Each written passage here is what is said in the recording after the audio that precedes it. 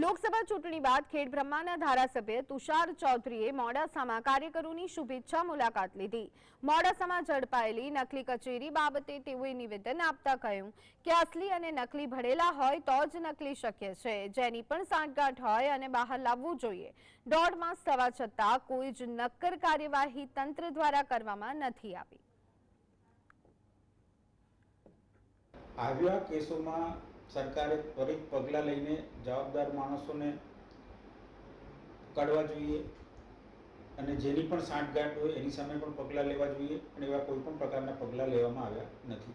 ના નકલી કચેરીના મૂળમાં તમે જશો તો નકલી નસલી મળેલા હોય તો જ આ કૌભાંડ શક્ય છે, બાકી ખાલી નકલી અધિકારી કે નકલી કચેરીથી નાણાકીય વ્યવહાર થઈ શકતો નથી। પણ આમાં અસલી અધિકારીઓ પણ મળેલા હોય તો જ આ વસ્તુ શક્ય બને છે, કારણ કે દાહોદ જિલ્લામાં તો નકલી કચેરીને લગભગ 50 કરોડ કરતાં પણ વધારે રકમની પણ ફાળવણી થઈ।